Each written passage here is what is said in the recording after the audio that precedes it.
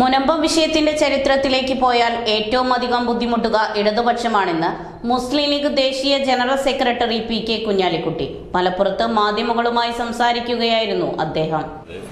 റഷീദ് അലി ശിഹാബ് ചെയർമാനായിരുന്ന സമയത്താണ് അതിന്റെ കടമ്പകൾ ആദ്യ കടമ്പ തുടങ്ങിയത്. ഞാൻ അതാണ് പറഞ്ഞത്. എനിക്ക് നിങ്ങൾ ചോദിക്കുമ്പോൾ മറുപടി പറയാതിരിക്കാൻ പറ്റാത്തതുകൊണ്ട് മാത്രം ഞാൻ അതിന് മറുപടി പറയാതെ അതിലേക്കൊന്നും വാസ്തവത്തിൽ ഇന്ത്യയുടെ പഴയ ചരിത്രത്തിലേക്ക് പോയാൽ ഏറ്റവും അധികം ബുദ്ധിമുട്ട് വരിക ഇടതുപക്ഷത്തിനാണ്. കാരണം ഞങ്ങളൊക്കെ ഈ നാട്ടിലൊക്കെ ആകുമ്പോൾ നിൽക്കാത്തൊരു പ്രശ്നം ഇടതുപക്ഷ ഗവൺമെൻറ്റിൻ്റെ കാലത്ത് 2009 വന്നതാണ്. അത് അച്യുതാനന്ദൻ ഗവൺമെൻറ്റിൻ്റെ ഒരു തീരുമാനപ്രകാരം വന്നതാണ്. അവരാണ് നിസാർ കമ്മീഷനെ വെച്ച് ആ കമ്മീഷൻ റിപ്പോർട്ടിൻ്റെ അടിസ്ഥാനത്തിലാണ് അത് പിടിച്ചെടുക്കണം, ഏറ്റെടുക്കണം എന്നൊക്കെ തീരുമാനിച്ചത് ഇടതുപക്ഷ ഗവൺമെൻറ്റിൻ്റെ കാലത്താണ്.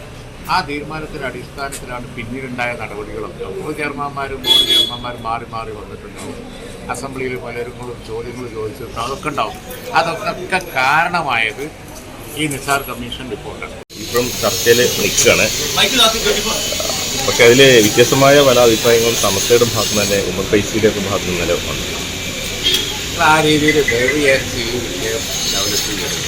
കാരണം എന്താണെന്ന് വെച്ചാൽ ഇത് വാർത്താ മാധ്യമങ്ങൾക്കൊക്കെ ഒരു ഉത്തരവാദിത്വം. കാരണം സാമുദായികമായ തിരിവ് ഉണ്ടാക്കാൻ വേണ്ടി ഒരു കൂട്ടം പ്രത്യേകിച്ച് അതുപോലെ തന്നെയുള്ള സാമുദായിക വർഗീയ നിലയിൽ കാര്യത്തിൽ വേർതിരിഞ്ഞ് പോകണം ചിന്തിക്കുന്നവർ കമ്മ്യൂണൽ ഡിവൈഡ് ഉണ്ടാക്കാൻ വേണ്ടി ഉപയോഗിക്കുന്ന ഒരു വിഷയമാണ്. അത് കേരളത്തിൻ്റെ നല്ല അന്തരീക്ഷത്തിന് ചേർന്നൊരു വിഷയമല്ല.